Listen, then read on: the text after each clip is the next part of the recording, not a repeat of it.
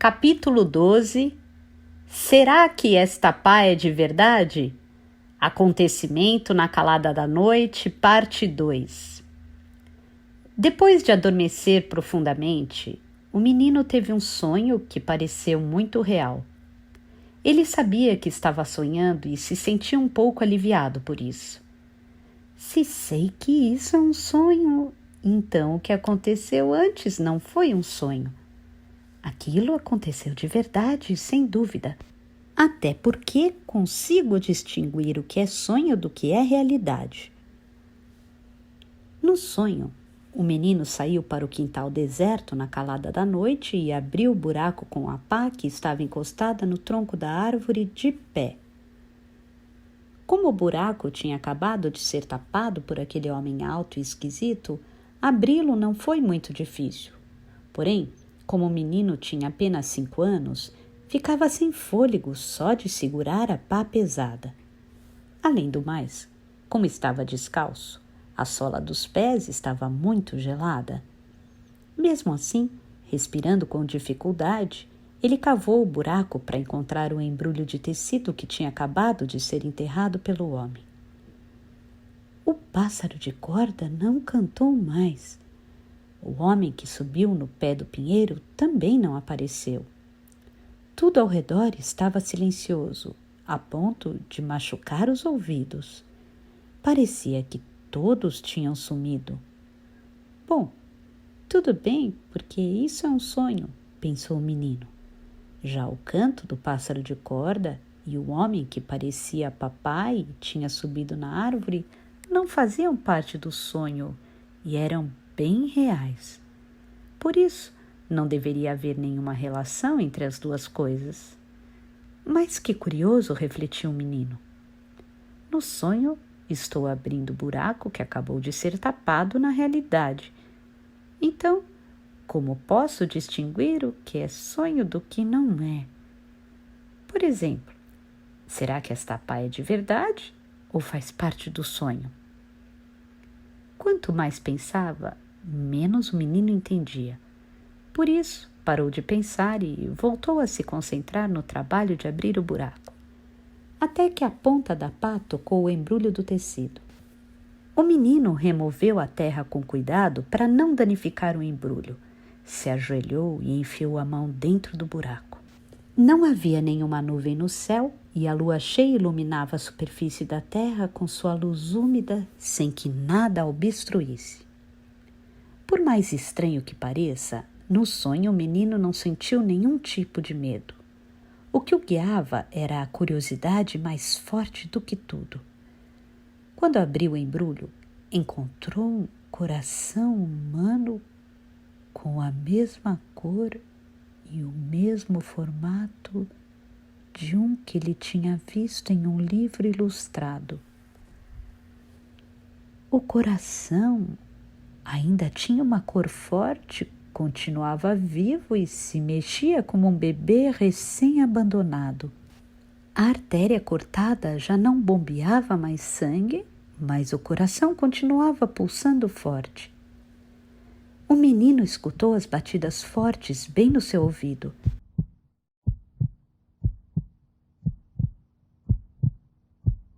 Eram as batidas do seu coração.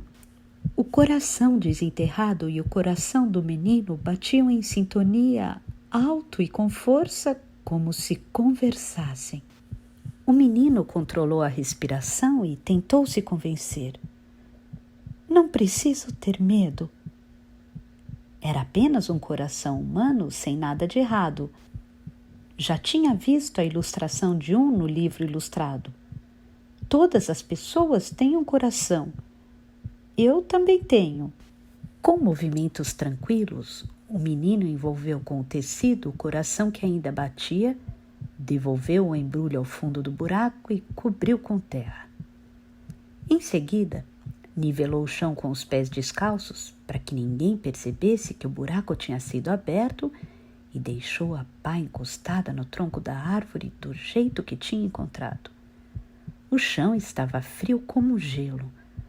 O menino pulou a janela e voltou ao seu quarto quente e acolhedor. Para não sujar o lençol, Ele limpou os pés, jogou a terra na lixeira e foi para a cama tentar dormir. Porém, se deu conta de que já tinha alguém em sua cama dormindo debaixo do edredom. O menino ficou bravo, puxou o edredom com força e tentou gritar: "Ei, sai agora mesmo! Esta cama é minha!" Mas não conseguiu emitir som. Afinal, quem estava deitado era ele mesmo. Ele estava deitado na cama e dormia ressoando sossegadamente.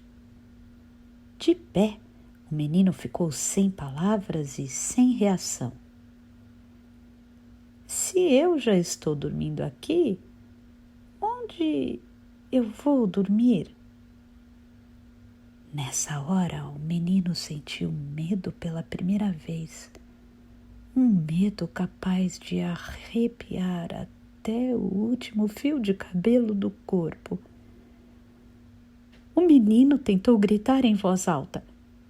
Queria soltar um berro alto e estridente para acordar o menino que dormia e todas as pessoas da casa. Mas não conseguiu dizer nada. Por mais que se esforçasse, nenhum som saiu de sua boca. Então, ele colocou a mão no ombro do menino que dormia e sacudiu com toda a força. Mas o menino que dormia não acordou. Sem alternativa, ele tirou e jogou o cardigã que usava no chão, empurrou com tudo o menino que dormia e se espremeu num dos cantos da cama apertada. Precisava garantir seu lugar de alguma forma. Caso contrário, poderia ser expelido desse mundo. Estava numa posição desconfortável e sem travesseiro, mas assim que deitou na cama, sentiu tanto sono que não conseguiu pensar em mais nada. No instante seguinte, já tinha adormecido.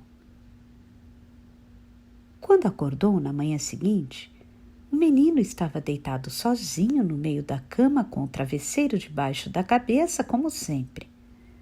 Não tinha ninguém ao seu lado. Ele passou os olhos por todo o quarto devagar. À primeira vista, tudo continuava igual. A mesma mesa, o mesmo guarda-roupa, a mesma cômoda, o mesmo abajur. O mesmo relógio de parede, que marcava 6h20. Mas o menino sabia que algo estava errado. Embora tudo parecesse no lugar, o quarto não era o mesmo onde tinha adormecido na noite anterior. O ar, a luz, o som e o cheiro estavam um pouco diferentes. Talvez ninguém mais percebesse, mas ele sim.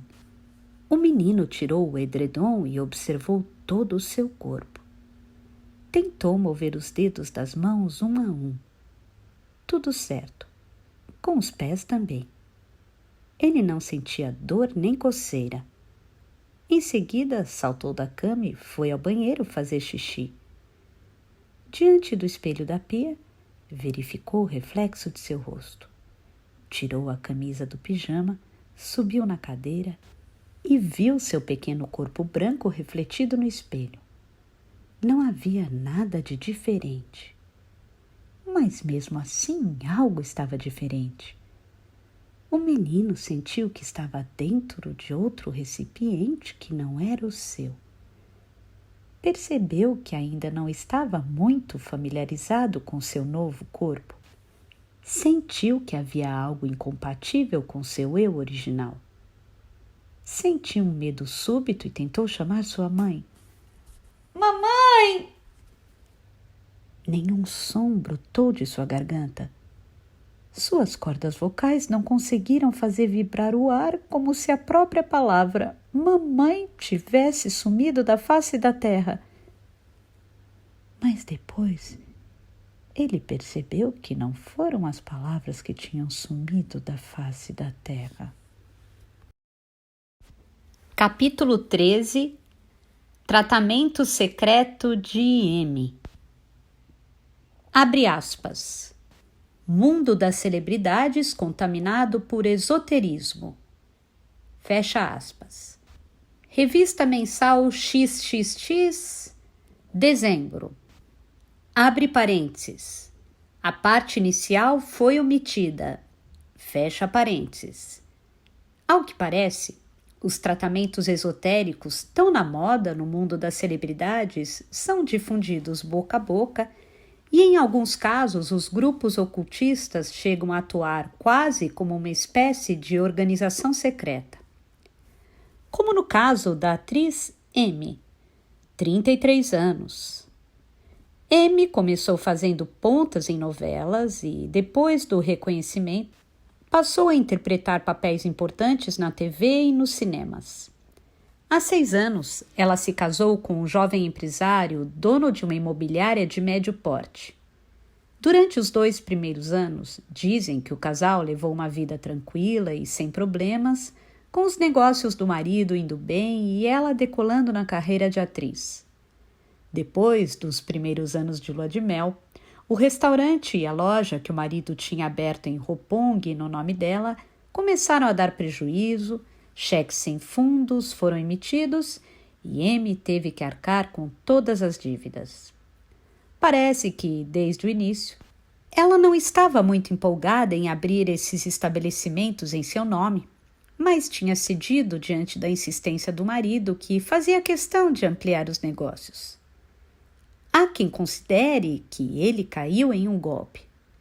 Para piorar, M já vinha tendo desentendimentos com os sogros antes desse episódio. Logo surgiram boatos de que os pombinhos estavam em crise e morando separados. Há 2 anos, depois de um acordo sobre a dívida por meio de uma arbitragem judicial, eles anunciaram o divórcio amigável, confirmando os rumores. Pouco depois, M entrou em depressão e se afastou por um tempo dos trabalhos para seguir tratamento. De acordo com uma fonte ligada à agência de M, depois do divórcio, a atriz passou a apresentar graves sintomas de delírio e começou a tomar antidepressivos, o que afetou seu equilíbrio e a deixou sem condições de atuar por um período. Ela não conseguia se concentrar nas cenas e sua beleza se apagou de maneira assustadora. Seu estado emocional foi piorando cada vez mais, porque ela é uma pessoa séria e tinha muitas preocupações ao mesmo tempo. Por sorte, ela tinha condições de se manter por um tempo, mesmo sem trabalhar, já que estava livre das dívidas depois do acordo com o ex-marido. Abre parênteses, fonte ligada à agência, fecha parênteses. M tem parentesco distante com a esposa de um influente político que já ocupou o cargo de ministro, sendo tratada como uma filha por ela. Há 2 anos, essa tia distante apresentou para M uma mulher que fazia uma espécie de tratamento espiritual para um número bastante restrito de pessoas da alta sociedade. Por recomendação dessa tia, M passou a fazer consultas periódicas com essa mulher durante 1 ano para tratar a sua depressão. Ninguém sabe o teor das consultas ou do tratamento, pois M se recusa categoricamente a falar sobre o assunto. Porém, seja lá qual for o segredo, o fato é que M melhorou depois das consultas e logo parou de tomar os antidepressivos. O inchaço anormal do seu corpo desapareceu. Seu cabelo voltou a crescer normalmente e ela recuperou a beleza de antes. Seu estado emocional melhorou e aos poucos ela voltou a atuar outra vez. Neste ponto, M abandonou o tratamento. Em outubro deste ano, quando M estava quase se esquecendo daquele pesadelo, foi assolada outra vez, de maneira inexplicável, pelos mesmos sintomas. Para sua infelicidade, ela estava escalada para um importante trabalho que começaria dentro de alguns dias e não tinha como realizá-lo nas condições em que se encontrava. Então, M voltou a entrar em contato com a mulher para agendar o mesmo tratamento. Só que, na época, a mulher já não realizava mais o famoso tratamento por algum motivo. Sinto muito, mas não posso mais ajudar. Não tenho competência nem forças para isso. Agora, se me prometer guardar segredo, posso indicar uma pessoa. Mas se você pronunciar uma só palavra sobre o assunto com alguém, vai ter problemas, entendeu? Assim, Amy foi apresentada a um homem que tinha um hematoma azul escuro no rosto em certo lugar. Ele tinha cerca de 30 anos e não dizia uma palavra durante a consulta. Apesar disso, o resultado do tratamento foi inacreditavelmente eficaz. Amy não mencionou o valor que pagou, mas dá para imaginar que os honorários tenham saído os olhos da cara. Esta foi a explicação que Amy forneceu a uma pessoa de seu círculo mais íntimo. Ela se encontrou com um rapaz que serviu de guia em certo hotel no centro de Tóquio, entrou em um carrão preto no estacionamento subterrâneo VIP e foi conduzida até o lugar onde foi realizado o tratamento. Mas a reportagem não conseguiu descobrir o teor da consulta. Eles têm muita força e se eu não cumprir a promessa à risca, vou ter problemas, teria dito Amy. Ela foi ao lugar uma única vez e nunca mais teve um surto. Nossa equipe solicitou uma entrevista para saber mais detalhes do tratamento e da mulher misteriosa, mas Amy se recusou a dar qualquer depoimento, como já era esperado. Segundo uma pessoa bem informada, essa organização evita o mundo das celebridades e foca em clientes mais discretos que circulam pela política e pelo universo empresarial. Por enquanto, não temos mais informações de fontes ligadas ao mundo artístico. Abre parênteses, o resto do artigo foi omitido. Fecha parênteses. Capítulo 14. O homem que estava à espera, o que não se pode evitar. Nenhum homem é uma ilha. Depois das 8 da noite, quando já estava completamente escuro, abri a porta dos fundos sem fazer barulho e saí para o beco. A porta era tão pequena e estreita que eu só conseguia passar me agachando. Com menos de 1 metro de altura, tinha sido construída bem no canto do muro e camuflada de maneira engenhosa, a tal ponto que ninguém seria capaz de perceber sua presença, mesmo olhando ou tocando do lado de fora. Como sempre, o beco se descortinava para mim em meio à escuridão, rasgada apenas pela luz branca e fria da lâmpada de mercúrio do quintal da casa de Mei Kazahara. Fechei a porta às pressas e caminhei pelo beco a passos largos. Passei por trás das salas de estar e das cozinhas, vendo de relance entre as cercas as pessoas lá dentro. Estavam jantando ou assistindo a novela. Cheiro de todos os tipos de comida escapavam das cozinhas para o beco, atravessando a janela ou o exaustor. Vi um adolescente que fazia uma passagem rápida na guitarra em volume baixo e uma menina com fisionomia compenetrada que estudava sentada perto da janela no segundo andar da sua casa. Ouvi uma briga de casal e também o choro alto de um bebê. Um telefone tocava em algum lugar. A realidade transbordava no beco como a água que derramasse sem parar de um copo cheio. A realidade transbordava em som, cheiro, imagem, busca e resposta. Eu usava os mesmos tênis de sempre para não fazer barulho. Não podia caminhar nem rápido nem devagar. O importante era não chamar a atenção das pessoas desnecessariamente. O importante era não me descuidar e não permitir que a realidade que preenchia o lugar seguisse meus passos. Eu tinha memorizado todas as curvas, todos os obstáculos e seria capaz de passar pelo beco sem tombar em nada, mesmo na escuridão total. Parei quando, enfim, cheguei aos fundos da minha casa e pulei o muro de blocos depois de dar uma olhada ao redor. Escura e silenciosa, a casa estava estendida diante de mim como uma pele abandonada de um gigantesco animal. Eu costumava pegar a chave, abrir a porta da cozinha, acender a luz e trocar a água do gato. Em seguida, pegava do armário a lata de ração do gato e abria. Ao ouvir esse barulho característico, Bonito aparecia de algum lugar, esfregava diversas vezes a cabeça no meu pé e começava a comer com gosto.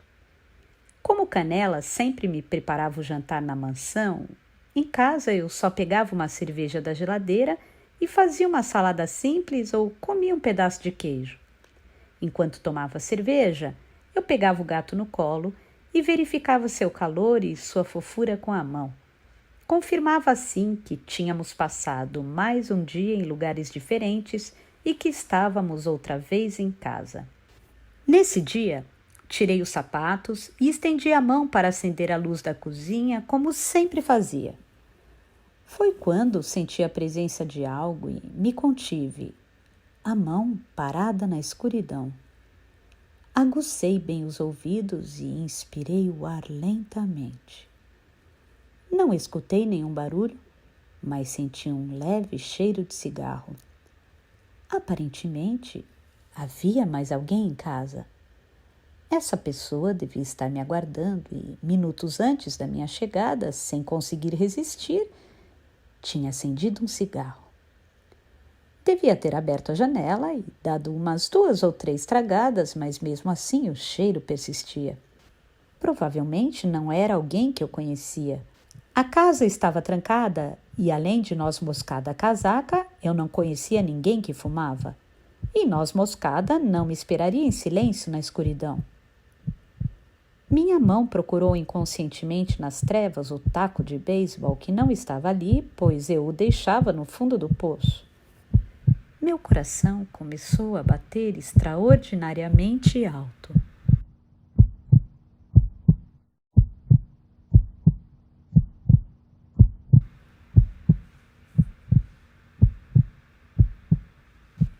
Como se tivesse escapado do meu corpo e pairasse bem no meu ouvido. Controlei minha respiração. Com quase toda certeza não vou precisar do taco.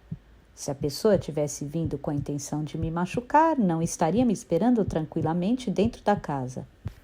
Ainda assim, minha mão formigava forte, buscando o apoio do taco. O gato se aproximou de mim e, miando, esfregou a cabeça no meu pé com força, como sempre fazia. Só que ele não estava faminto como de costume. Percebi isso pelo miado. Estendi a mão e acendi a luz da cozinha. Desculpe, mas acabei tomando a liberdade de alimentar o gato. Disse em tom amistoso o homem que estava sentado no sofá da sala. Enquanto esperava o senhor Okada, o gato ficou no meu pé o tempo todo. Então, acabei abrindo o armário e pegando a ração. Na verdade, não gosto muito de gatos. O homem nem sequer se levantou do sofá. Eu o encarei calado. O senhor deve ter tomado um susto, porque entrei sem pedir permissão e fiquei à sua espera no escuro. Peço desculpas. Agora, se eu tivesse acendido a luz, o senhor poderia ficar desconfiado e não ter entrado, não é? Por isso, deixei tudo apagado e esperei. Não tenho nenhuma intenção de machucar o senhor, então poderia parar de me encarar com essa expressão fechada. Só queria conversar, senhor Okada. O homem era baixo e usava paletó. Como estava sentado, não dava para cravar, mas não devia ter muito mais do que 1,5 metros. Tinha entre 45 e 50 anos. Era careca e gordo como um sapo. Pela classificação de Mei Kazahara, levaria ouro pela calvície. Acima das orelhas, ele tinha poucos tufos de cabelo que, como eram bem pretos, realçavam ainda mais a parte careca. Seu nariz era grande, mas, talvez por estar entupido, inchava e encolhia toda vez que respirava, produzindo um som que lembrava um fole. Usava óculos com armação de metal que pareciam ter um grau elevado. Quando falava, o lábio superior virava para cima dependendo da palavra pronunciada, deixando à mostra dentes tortos e sujos de cigarro. Era, sem sombra de dúvida, uma das pessoas mais feias que eu já tinha visto na vida. Não apenas sua aparência causava repulsa, aquele homem era pegajoso e tinha algo assustador, algo que não podia ser explicado em palavras. A sensação que provocava era semelhante à causada quando esbarramos em um inseto grande na completa escuridão. Aquela figura não parecia real.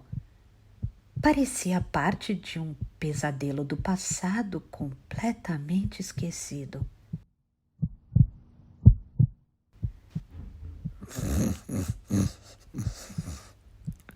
Desculpe, mas será que posso fumar? Perguntou o homem. Eu me segurei esse tempo todo, mas não foi fácil ficar sentado aqui só esperando. O vício é realmente terrível. Como eu estava desnorteado demais para falar, apenas acenei em silêncio. O homem de aparência estranha pegou do bolso do paletó um maço de pisse sem filtro, tirou um cigarro e riscou o fósforo, produzindo um estalo alto e seco. Em seguida, apanhou do chão a lata vazia de ração e jogou o fósforo dentro. Devia estar usando a lata como cinzeiro.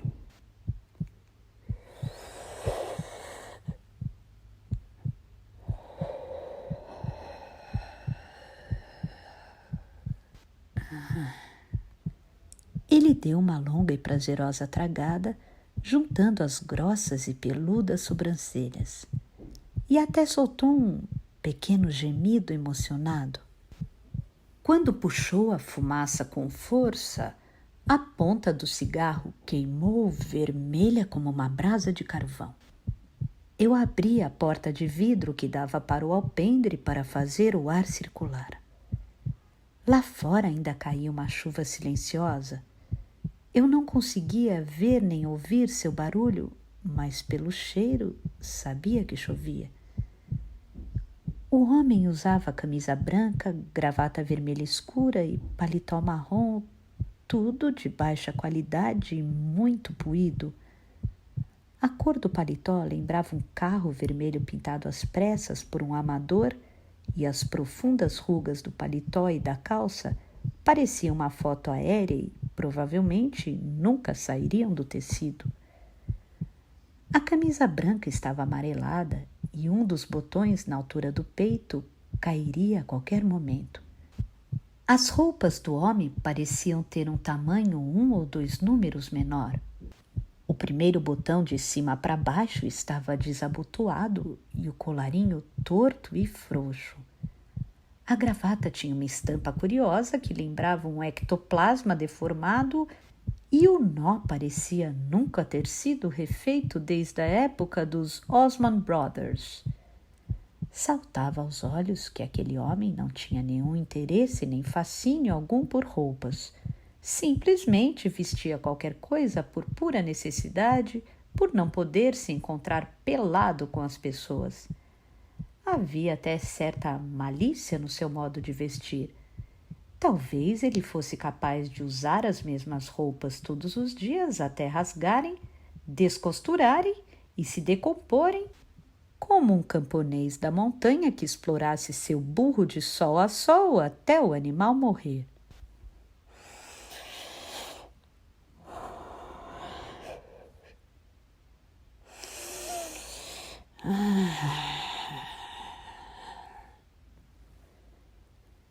Depois que inalou uma quantidade necessária de nicotina, o homem suspirou aliviado e esboçou uma expressão curiosa, um misto de sorriso e deboche. Desculpe, não me apresentei ainda. Eu me chamo Ushikawa. Se escreve com o caractere Ushi, de vaca, e Kawa, de rio. Fácil de lembrar, não? Todos os meus conhecidos me chamam de Ushi. Ei, Ushi, vem aqui. É estranho, pois, de tanto ser chamado de Ushi, às vezes penso que realmente sou uma vaca. Quando vejo uma em algum lugar, sinto até simpatia. Nome é algo curioso. Não concorda, senhor Okada? Já seu sobrenome, Okada, ao contrário do meu, é bem comum. De vez em quando penso, como seria bom se meu sobrenome fosse mais normal, mas lamentavelmente sobrenome a gente não escolhe. Uma vez que a gente nasce, o Ushikawa morre, Ushikawa, gostando ou não. Por isso, desde que me entendo por gente, sempre fui chamado de Ushi. Não tem jeito. Eu também faria a mesma coisa se encontrasse alguém com sobrenome de vaca desses. Costumam dizer que o nome de uma pessoa representa o que ela é, mas eu acho que uma pessoa vai se moldando ao nome. O que o senhor acha? Enfim, de qualquer forma, não se esqueça de como me chamo Ushikawa. Se o senhor quiser, pode dizer só Ushi, que não me importo. Eu fui até a cozinha, abri a geladeira e voltei com uma cerveja. Não ofereci nada a Ushikawa. Afinal, não tinha convidado o sujeito para entrar. Não disse nada e tomei a cerveja na garrafa, enquanto Ushikawa inspirava profundamente a fumaça do cigarro sem filtro em silêncio. Não me sentei na cadeira de frente para o sofá onde ele estava e fiquei de pé, encostado na pilastra, olhando para ele de cima. Até que o Ushikawa amassou o cigarro dentro da lata vazia de ração e me encarou, virando o rosto para o alto. O senhor deve estar se perguntando como entrei na casa se a porta estava trancada, não é? Deve estar pensando, que estranho, eu tranquei a porta antes de sair. Sim, a porta estava trancada, senhor Okada. Acontece que eu tinha a chave desta casa. Aqui está. Ushikawa colocou a mão no bolso do paletó, pegou o chaveiro que tinha só uma chave e o levantou diante dos meus olhos. A chave parecia realmente ser a de casa, mas o que mais me chamou a atenção foi o chaveiro, muito parecido com o que comigo tinha. Era um chaveiro simples de couro verde e o mosquetão de metal abria de uma forma um pouco diferente. Essa é a chave de casa, como o senhor pode ver. E o chaveiro é da sua esposa, certo? Mas vou explicar antes que o senhor me interprete mal. Sua esposa, a senhora Kumiko, me deu esse chaveiro. Não roubei e nem peguei à força. Onde está a Kumiko agora? Minha pergunta ecoou de modo um tanto deturpado.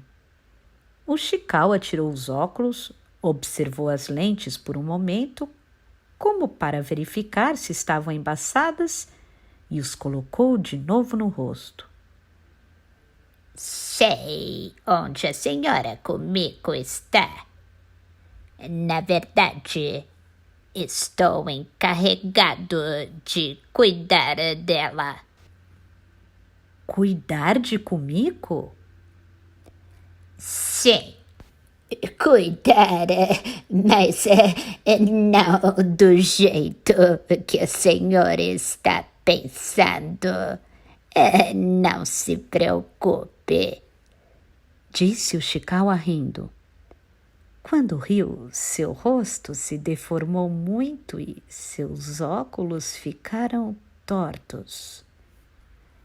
Não me olhe desse jeito com a cara tão fechada. Estou ajudando a senhora Kumiko porque esse é o meu trabalho. Só isso. Sou como um garoto de recados e um faz-tudo, senhor Okada. Um simples servo. Não estou fazendo nada demais. Afinal, sua esposa não pode sair de onde está. O senhor entende o que estou querendo dizer, não é? Não pode sair? Ele fez uma pausa e passou a ponta da língua pelos lábios. O senhor não sabia? Então pode esquecer o que eu disse, até porque não sei se ela não pode sair ou se não quer. Imagino que o senhor gostaria de saber, mas, por favor, não me pergunte. Também não conheço os detalhes, mas não se preocupe. Ela não está trancada à força. Garanto que não estamos em um filme nem em um romance e é impossível na vida real alguém ficar preso contra a vontade. Coloquei a garrafa de cerveja no chão com cuidado. E o que o senhor está fazendo aqui?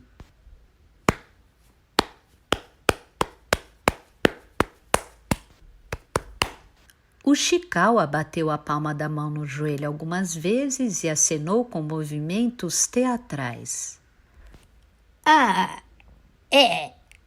Eu ainda não tinha explicado. Me esqueci completamente.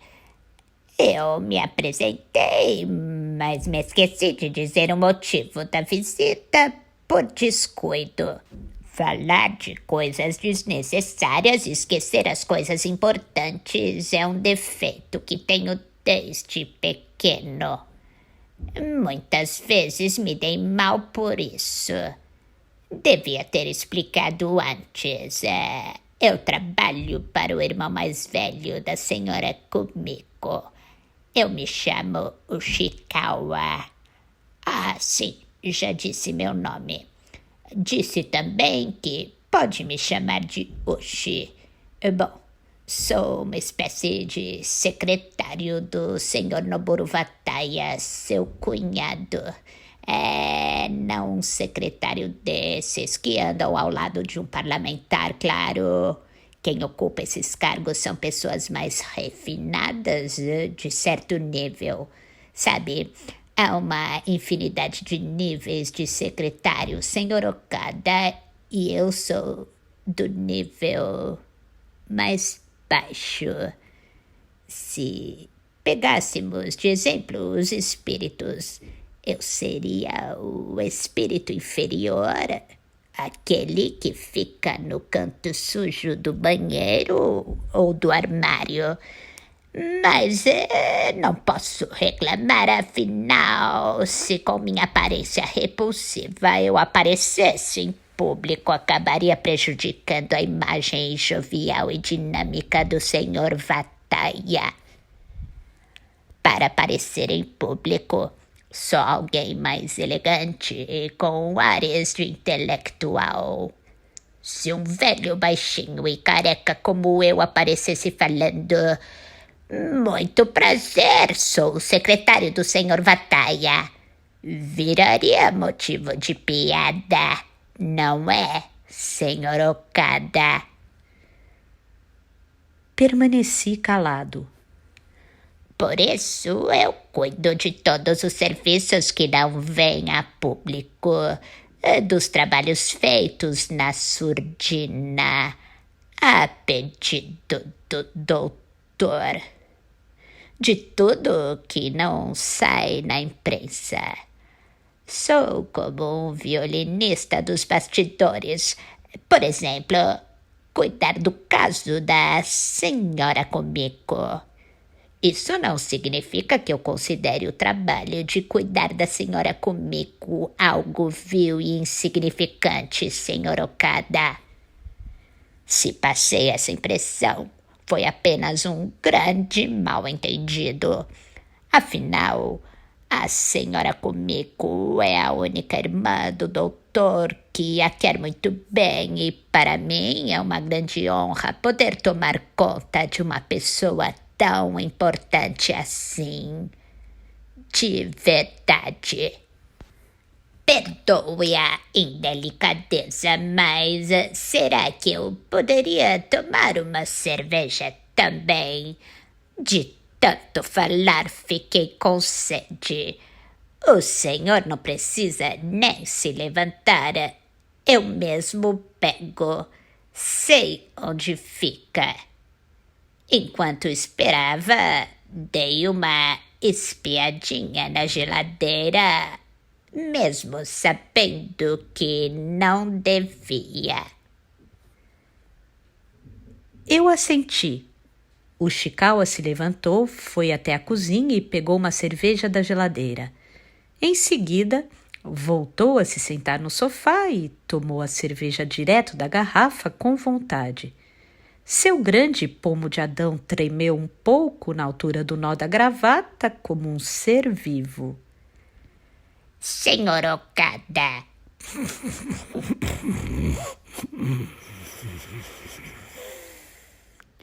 Realmente não existe nada melhor do que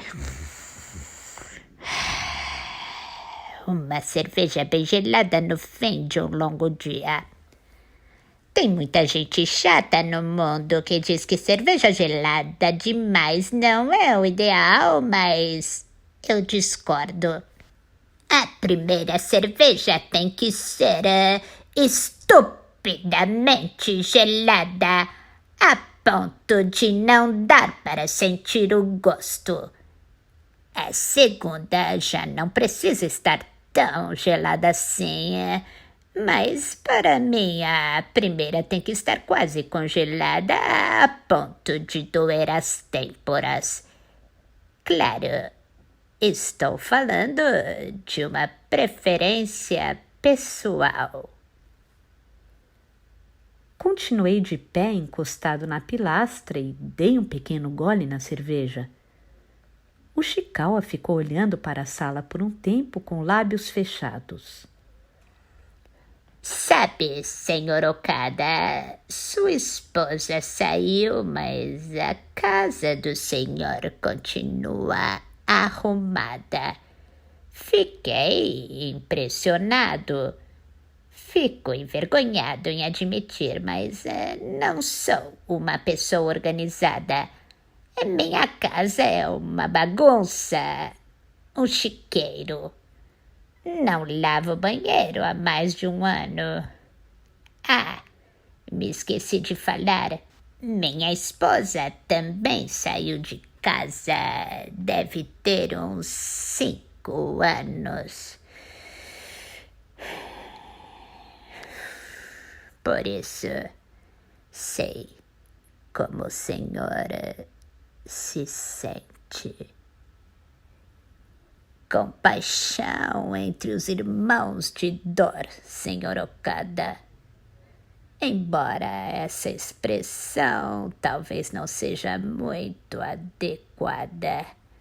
Enfim, o que importa é que, diferentemente do caso do senhor, minha esposa teve motivos para me abandonar. Afinal, fui péssimo marido. Não posso me queixar.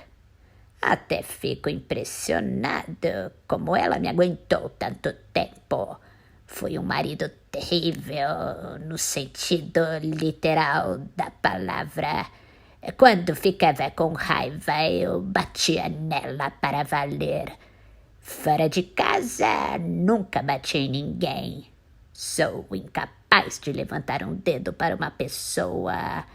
Como o senhor pode perceber, sou uma pessoa tímida. Sou medroso.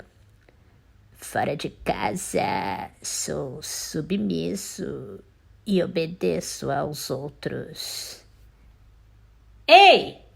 Ushi! Vem aqui! E lá vou eu fazer tudo o que me mandam sem reclamar, com um sorriso bajulador no rosto.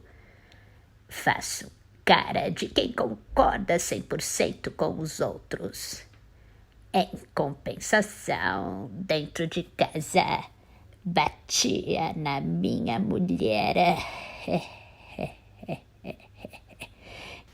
Não presto mesmo, não acha? E o pior é que eu também sei disso.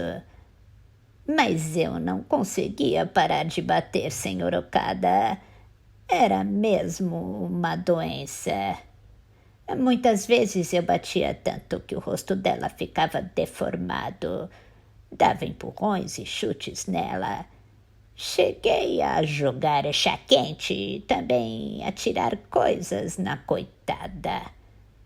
Quando nosso filho se metia, eu batia nele também.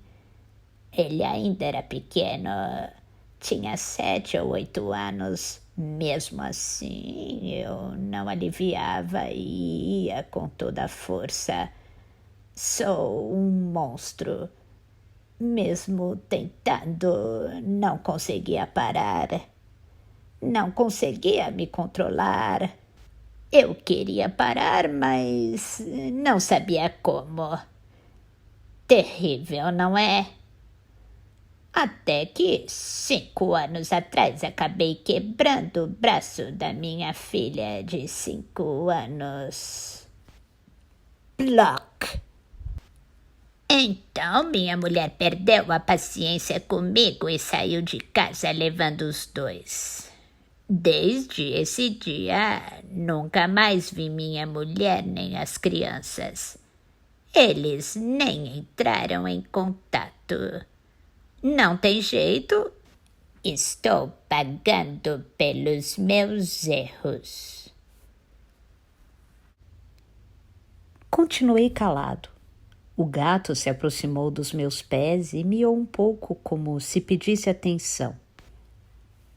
Acabei contando uma história chata e cansativa. Me desculpe. O senhor deve estar se perguntando. Ele não tinha um assunto para tratar comigo. Sim, o senhor tem razão. Tenho um assunto para tratar. Não vim aqui para falar de banalidades.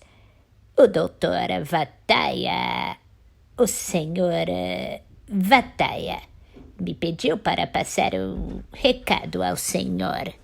Vou transmitir exatamente a mensagem, então preste atenção.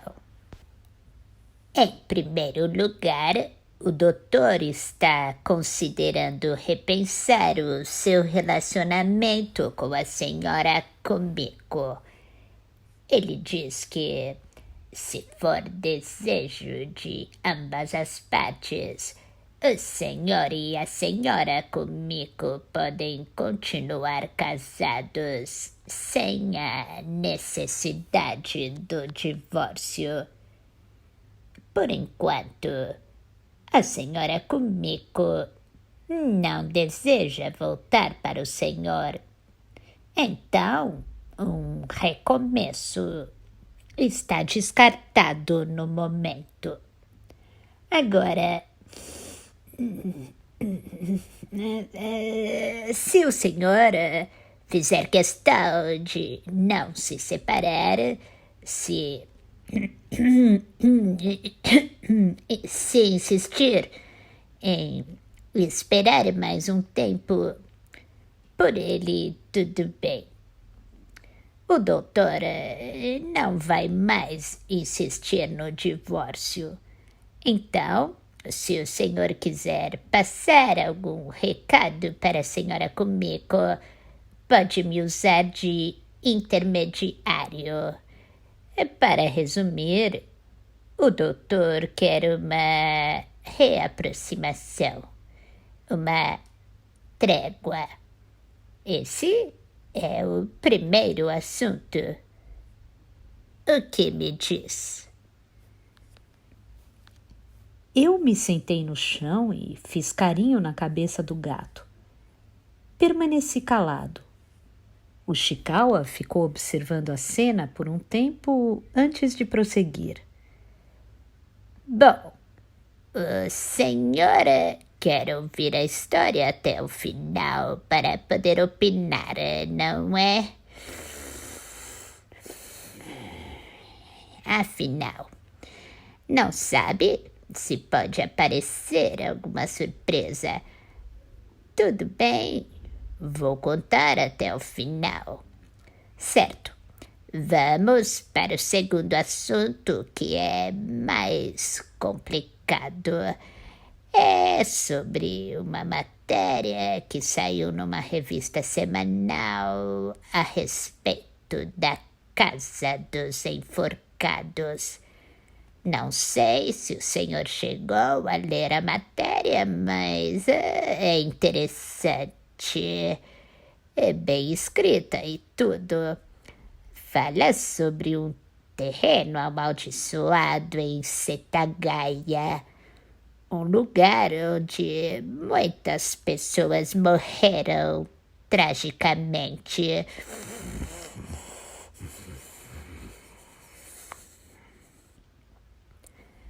A reportagem questiona quem seria o indivíduo misterioso que adquiriu a propriedade e o que estaria acontecendo por trás do muro alto. Sabe como é? É mistério atrai mais mistério. Pois então, o Dr. Vataya leu a matéria e logo se deu conta de que o terreno ficava na vizinhança do senhor. Ele ficou com uma pulga atrás da orelha. Haveria alguma relação entre o terreno e o senhor Okada? Então, ele fez uma longa pesquisa. Bem, na verdade, quem fez a pesquisa fui eu, o servo Ushikawa, usando minhas próprias pernas. Então, descobri que a desconfiança do doutor tinha fundamento, já que o senhor ia todos os dias àquela casa passando pelo beco. Aparentemente, o senhor está envolvido até o pescoço com o que acontece naquela casa. Também tomei um grande susto. Fiquei impressionado com o faro do senhor Vataia. Por enquanto, só saiu uma matéria sobre a casa, mas nada garante que, por algum motivo, seja publicada uma continuação e a chama volte a acender. Afinal, é um tema curioso. E, na verdade, o doutor está um pouco perplexo.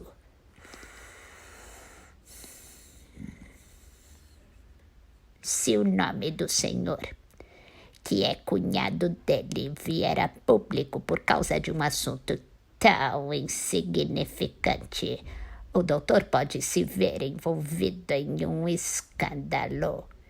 Ele é o homem do momento e a mídia vai adorar. Como o doutor e o senhor têm algumas divergências. Veja, o caso da senhora Kumiko, por exemplo. Os meios de comunicação podem querer investigar mais a fundo, enfiar o nariz onde não devem. E todo mundo tem um ou dois segredinhos para esconder. Sobretudo na esfera pessoal. O doutor está numa fase muito importante da carreira política e quer agir com a máxima cautela possível. Então,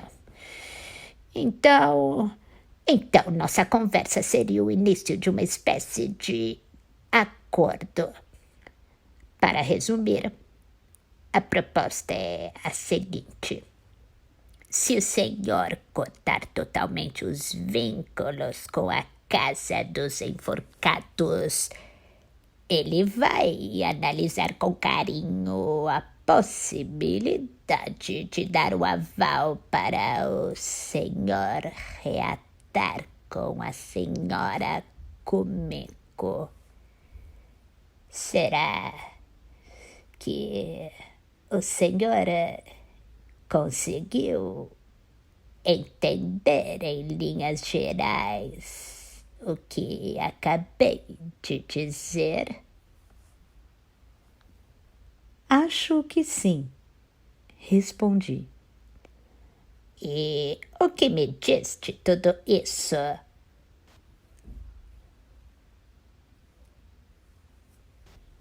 Pensei um pouco a respeito, fazendo carinho na garganta do gato com os dedos.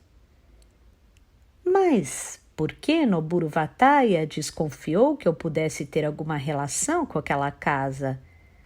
Como ele conseguiu imaginar essa hipótese? Perguntei.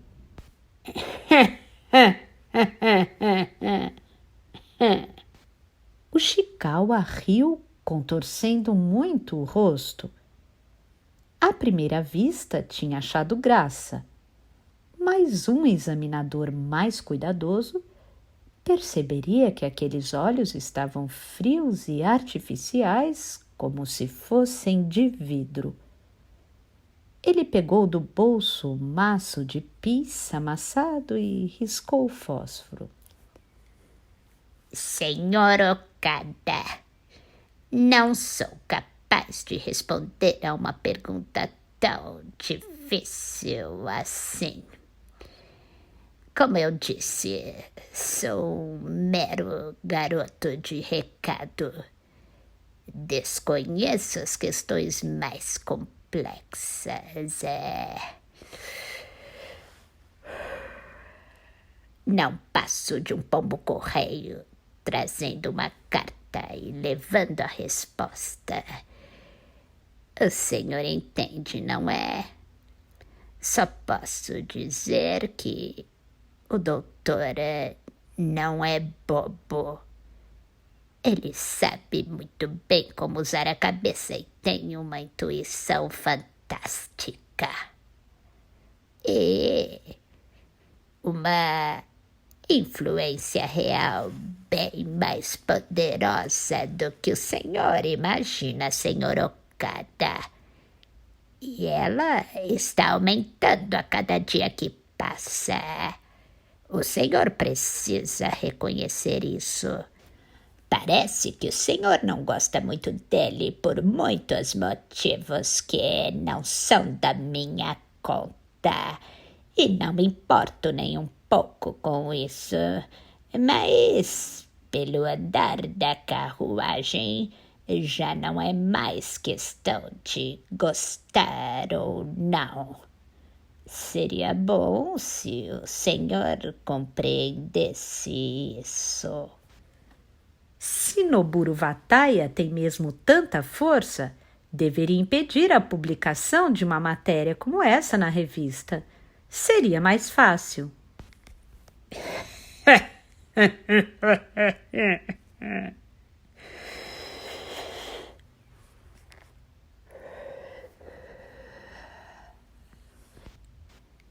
Não fale um disparate desse, senhor Okada.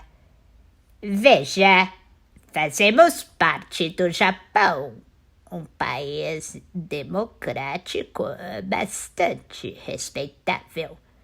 Não vivemos numa ditadura, numa república de bananas.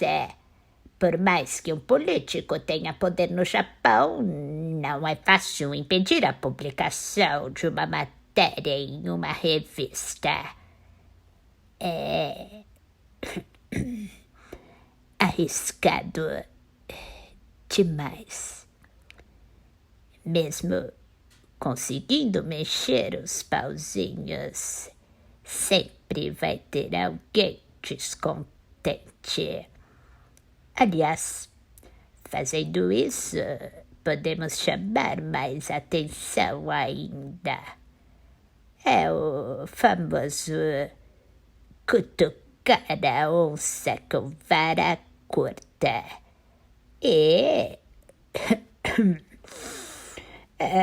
para ser sincero, não vale a pena usar meios agressivos assim para resolver um problema desse nível.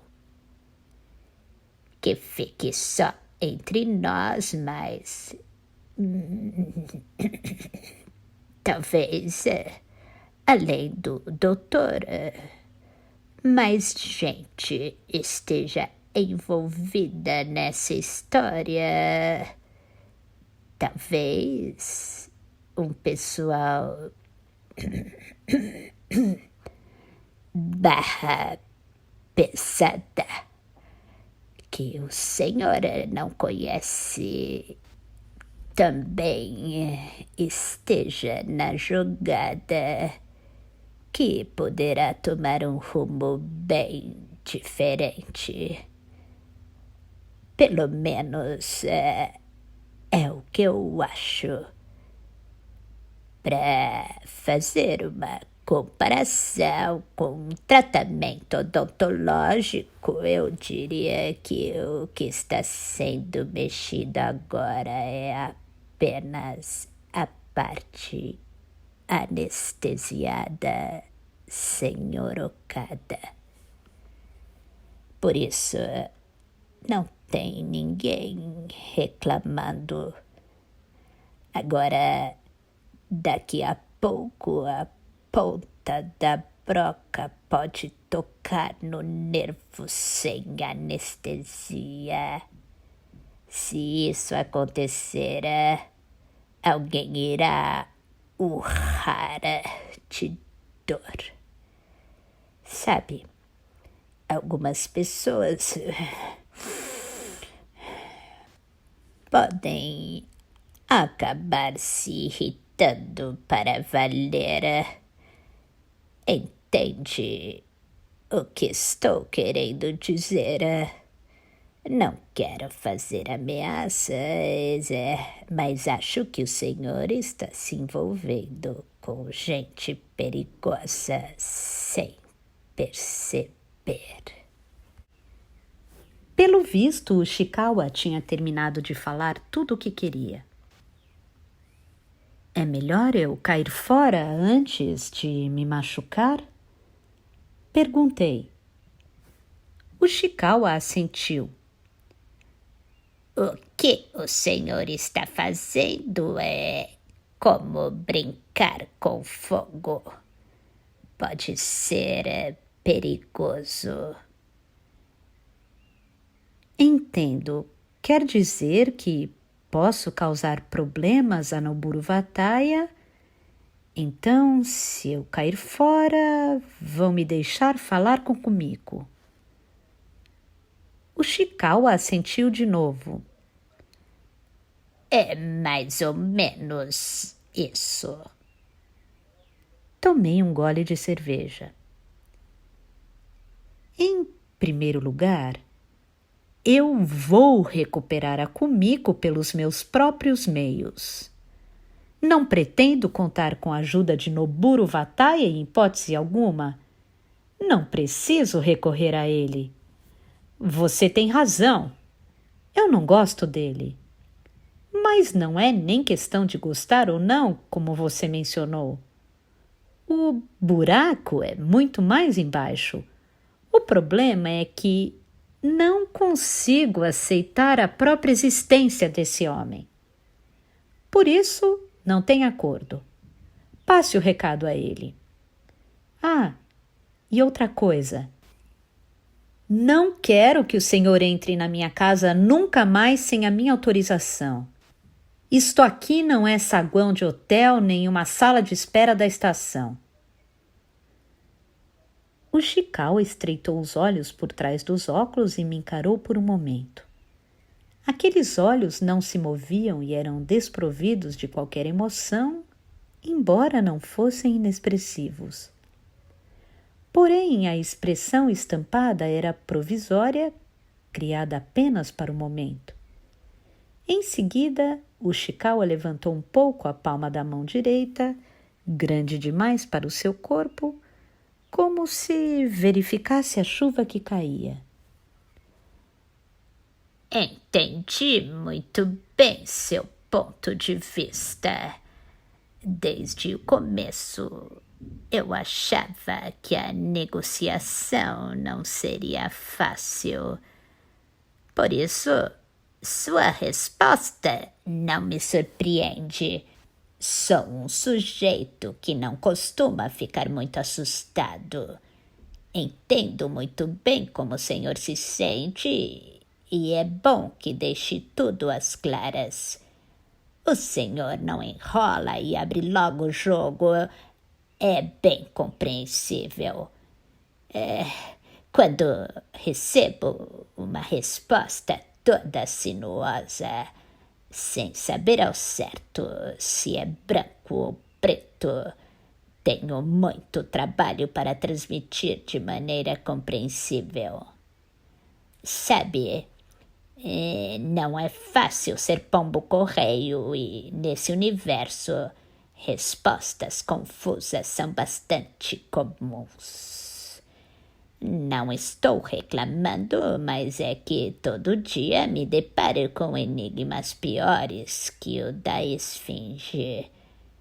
Esse tipo de trabalho não faz bem para a saúde, senhor Okada. Não mesmo. Quando levamos uma vida assim, sem querer, nossa personalidade acaba se tornando redundante, entende?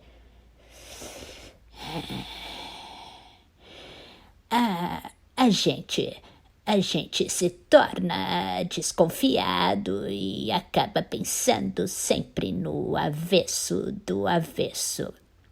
Não consegue mais confiar nas coisas simples e claras.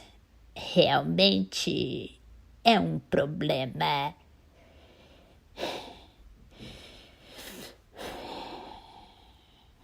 Mas tudo bem, senhor Okada. Vou transmitir para o doutor a sua resposta. Só espero que o senhor entenda que esse assunto não se encerra aqui. Mesmo que não queira mais saber do doutor, as coisas não vão terminar com tanta simplicidade assim. Então, acho que o senhor ainda vai receber uma visita minha. Lamento por ser esta figura suja, baixinha e repugnante, mas, por favor, procure se acostumar com a minha presença, nem que seja só um pouco. Pessoalmente, não tenho nada contra o senhor, é verdade. Mas minhas preferências não estão em jogo e o senhor não vai ter como me evitar com tanta facilidade. Pode soar estranho, mas gostaria que o senhor pensasse dessa forma. Agora, nunca mais vou entrar na sua casa sem autorização do senhor. Seu protesto tem fundamento. Não é correto fazer isso. A única coisa que posso fazer agora é assumir o erro e pedir perdão. Mas dessa vez eu não tive escolha.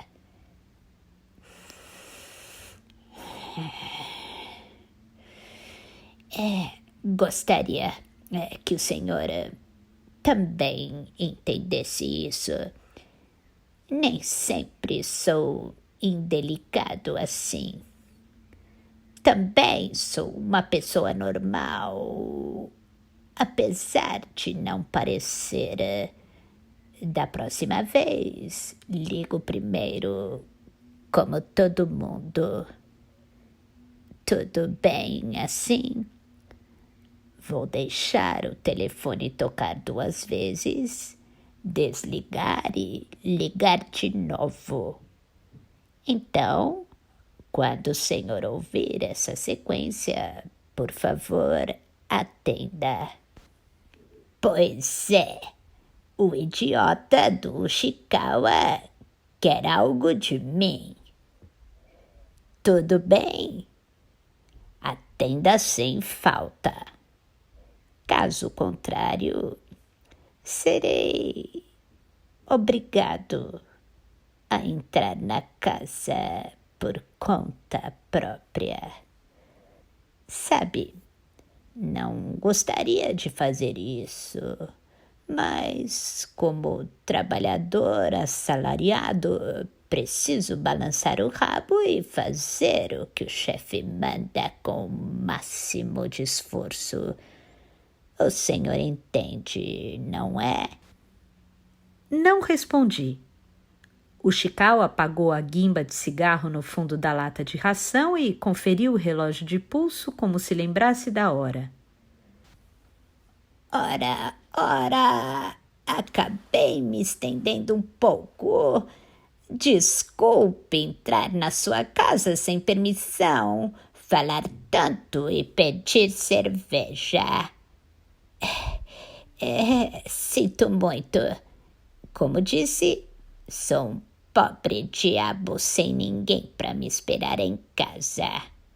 Então, acabo falando demais nas raras oportunidades em que encontro alguém disposto a me ouvir. É uma lástima. Veja bem, senhor Okada, não é bom morar sozinho por muito tempo. Conhece aquela frase: nenhum homem é uma ilha. Dizem também: a ociosidade é a mãe de todos os vícios. O Ushikawa abanou de leve com a mão pó imaginário do joelho e se levantou devagar. Não não precisa me acompanhar. Afinal, entrei sozinho e sei o caminho. Pode deixar que tranco a porta, senhor Okada. Ah, mais uma coisa. Talvez eu esteja me metendo sem ser chamado, mas no mundo há coisas que é melhor não saber. E não é que são justamente essas coisas que a gente quer descobrir a todo custo. Não deixa de ser curioso. Claro, é só uma generalização. Enfim, acredito que voltaremos a nos encontrar. Espero que as coisas estejam caminhando para a direção certa nessa hora. Boa noite, senhor Okada. A chuva continuou caindo silenciosamente a noite toda e só parou de manhã bem cedo, como se desaparecesse assim que começava a clarear. Ainda assim, a presença pegajosa do estranho homenzinho e o cheiro do cigarro sem filtro permaneceram dentro da casa por muito tempo junto com a umidade.